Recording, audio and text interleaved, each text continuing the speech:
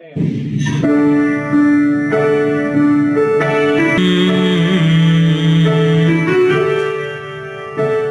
tonight's show and check them all out. It's actually a really exhilarating time. Letters and poems for this community that you will be seeing tonight has been our companion across the year. And it's a way to connect us near and far to great works of literature, to language, to each other. It's a blessing to have engaged with many of you who are watching. It's an open source project, a bit flexible, or flexible in lots of ways. And you're going to hear some of what that's like. We have a core cast, and some of them will be participating live and some asynchronously. And we also have had shares and nominations from across the university. For all of you, it is a gift to welcome you to listen, to do some deep listening, to watch, and to imagine with all of us tonight. I want to bring to the virtual stage first Andrew Molinari, who is a senior in the college and a huge presence on campus. Andrew is an econ major and a performing arts minor, and he will be with us momentarily, I'm sure. I'm right here. Don't worry. Our dear soul. Hello, dear ones. So, these folks are sharing live tonight, and then we have many folks who have shared submissions asynchronously, including some of our core cast, and we are grateful to all. Many of us have been meeting for weekly since September, and this is our third share, and I have the feeling maybe we'll be doing monthly rehearsals after, I don't know. But we love to introduce ourselves.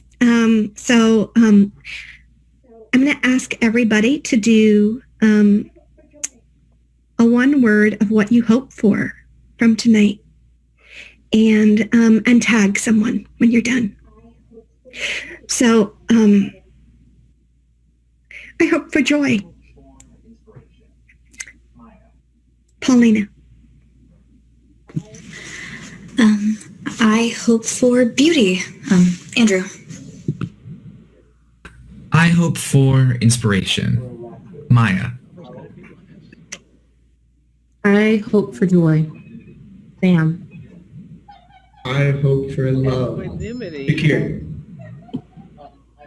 I hope for laughter. Colum. Word means. I hope for equanimity.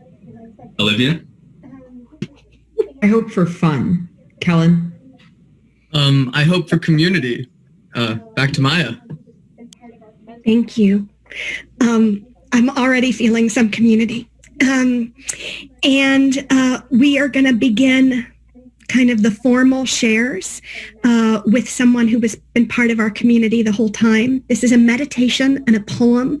We're a little more experimental tonight than we've been in other ones. And this is a gift of breath from Maggie Camerado, which will help us all to restore and prepare for those wishes to come.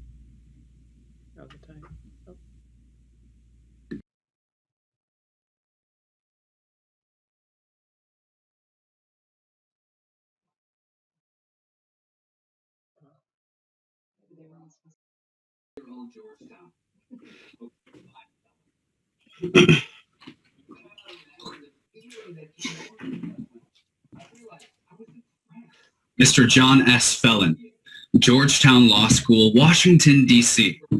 Dear Judge, just a line from the land of the fleur-de-lis and from a pal who, as he sits here in far away and wounded France, cannot help but long for the halls of dear old Georgetown and her host of fine fellows.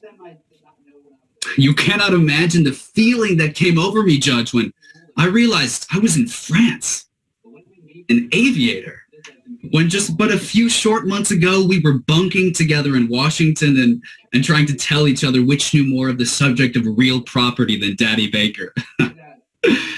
But I cannot say I am alone here, for indeed it seems that France is full of Georgetown men. Many of them I did not know when I was at school, for many of them are from other departments of the school and many are graduates. But when we meet here, it is like the meeting of long-lost brothers. Carol is already flying, and they tell me he has the makings of a real daredevil. He is located at Orleans, a short distance from Paris, and is only 10 miles away from me. We are working our heads off here. And believe me, the aviation department is someplace to work.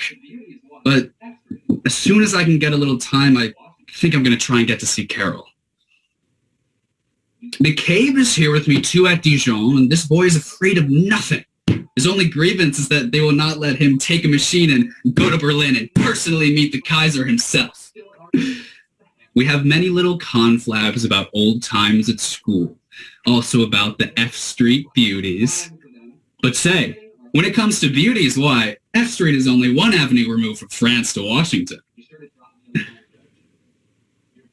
When you see Haley McGrath and Costello, tell them I've written them at the frat house. I suppose the old boys are still kings of the tea fights and still arguing which is the handsomest. Give them my best regards, and tell all the boys at school I was inquiring for them, not forgetting our old friend Hugh Fagan. Well, be sure to drop me a line, Judge. We are pretty near fit over here, and when we are, you can tell all the world we're going to do something. Best regards, May and Eddie, and good luck to you all. Your old pal, Jack McCarthy.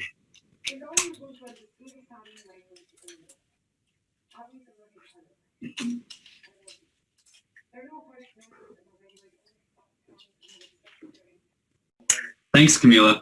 Here's a letter that testifies to friendship between two great American poets, Robert Lowell and Elizabeth Bishop. And this piece is featured in Nomadic Theater's spring show, Dear Elizabeth, that I have the pleasure to act in, which will open on April 23rd.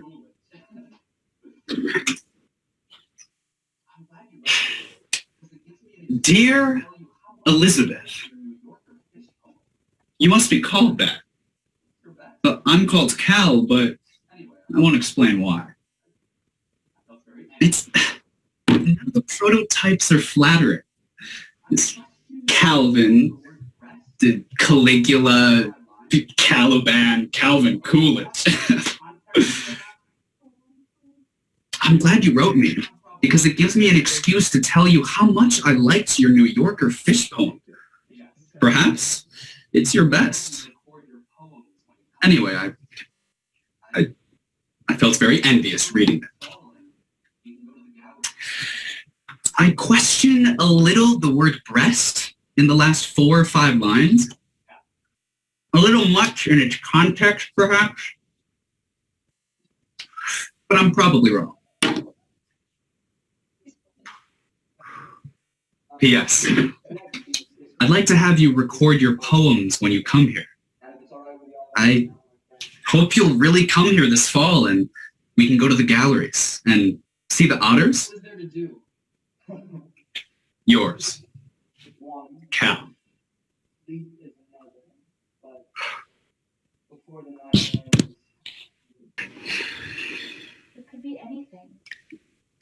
The kind of hope I often think about, especially in situations that are particularly hopeless. Such as prison.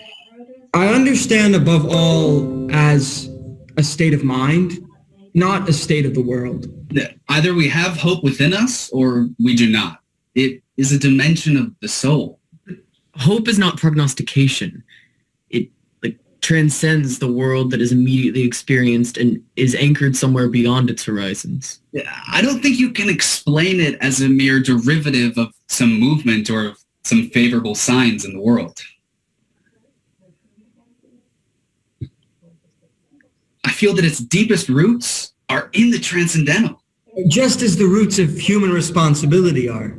Yet hope in this deep and powerful sense is not the same thing as joy that things are going well. But rather an ability to work for something because it is good, not just because it stands a chance to succeed. The more unpropitious the situation in which we demonstrate hope, the deeper that hope is. Hope is definitely not the same thing as optimism. It is not the conviction that something will turn out well, but the certainty that something makes sense. Regardless of how it turns out. The deepest and most important form of hope, the one that can keep us above water. and urge us to good works. And the only true source of the breathtaking dimension of the human spirit and its efforts It's something we get Were. from somewhere else.